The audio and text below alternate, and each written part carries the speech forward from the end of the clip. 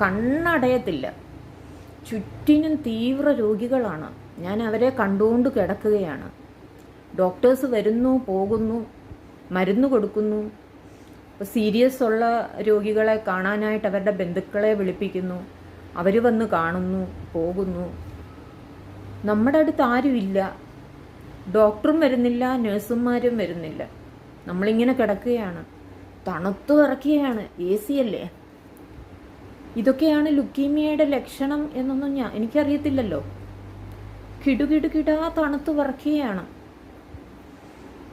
മഞ്ഞ മൂത്രം, മഞ്ഞ ഛർദിക്കാൻ ബാത്റൂം വരെ പോകണം എന്നുണ്ട് ആഗ്രഹം.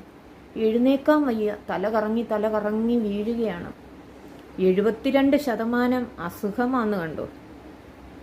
ആ അസുഖവും വെച്ചുകൊണ്ടാണ് ഞാൻ ഇങ്ങനെ ഇരിക്കുന്നത്. അതുകൊണ്ടാണ് അവർ IC ആംബുലൻസിലെ അവിടുന്ന് വിടൂ എന്ന് പറയുന്നത്.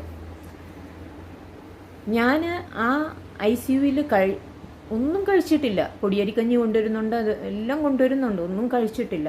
ആകെ ഒരു ജ്യൂസ് മാത്രം. മുന്തിരിങ്ങായും അനാറും കൂടി ചേർന്നൊരു ജ്യൂസ്.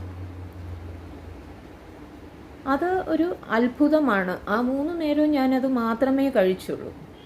അമൃതയിൽ ചെന്ന് ടെസ്റ്റ് ചെയ്യുമ്പോൾ എൻ്റെ അസുഖം 62% ഉള്ളൂ.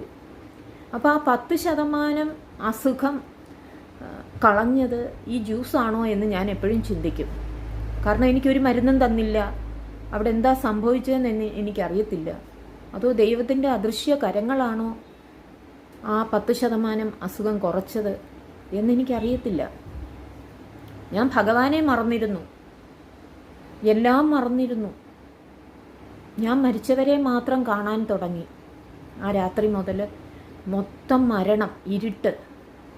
മരിച്ചവരെ മാത്രമേ കാണുന്നുള്ളൂ. ഹനുമാൻ സ്വാമിയെ കാണുന്നുണ്ട്. ഹനുമാൻ സ്വാമി എന്ന് പറയുമ്പം ആ പടങ്ങളിൽ കാണുന്ന രൂപമല്ല.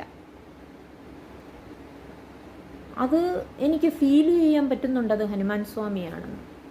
അതെങ്ങനെയാണ് നിങ്ങളോട് പറയണ്ടേ എന്നെനിക്കറിയത്തില്ല. ആരും അത് വിശ്വസിക്കത്തില്ല. ഞാൻ പറഞ്ഞാൽ എല്ലാവർക്കും തമാശയായിട്ട് തോന്നും. എൻ്റെ മോളെ ഞാൻ കാണുന്നുണ്ട്, എൻ്റെ അമ്മയെ ഞാൻ കാണുന്നുണ്ട്. ഈ 3 പേരെ മാത്രമേ കാണുന്നുള്ളൂ. കൂരിരുട്ടും. ആരെയൊക്കെയോ വിളിക്കണം എന്നുണ്ട്. എൻ്റെ സൗണ്ട് വരുന്നില്ല.